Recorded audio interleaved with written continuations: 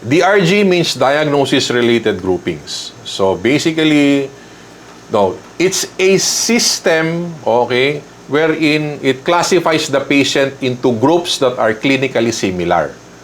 Okay?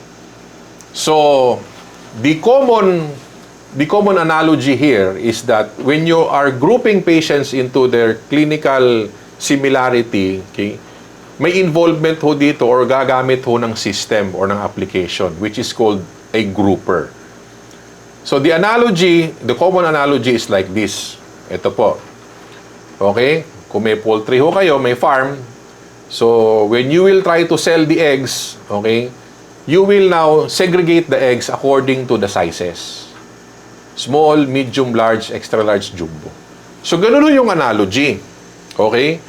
The illnesses or the diagnosis will be segregated based on their similar characteristics and cost. Okay? Now, eto po.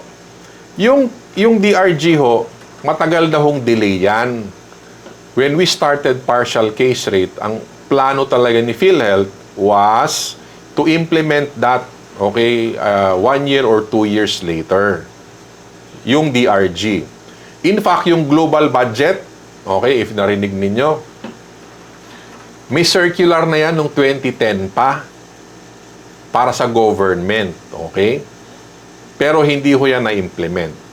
Now, for purposes of discussion, yung partial case rate, okay, then 2013 nag-all case rate, ideally may DRG, pero hindi ho natuloy. Now, I would want to bring you back to the issue of PhilHealth problem. Okay? I'm pretty sure kabisado nyo na. Ito yon.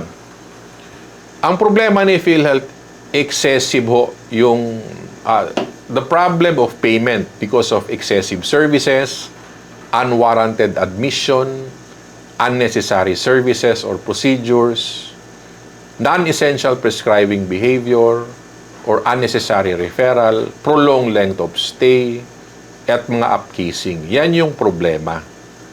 Matagal na hong problema yan, alam na ni PhilHealth yan, even sa panahon pa ng fee-for-service. So that is why, kaya may nilabas na circular that all case rate ho will shift to DRG. Okay? So, question, nabasa ba ho ninyo ang circular? Okay? Or hindi. Who among you nakabasa? Please type me. Okay? If nabasa nyo, no. If hindi ninyo nabasa, may I know po. Type me. Okay? No.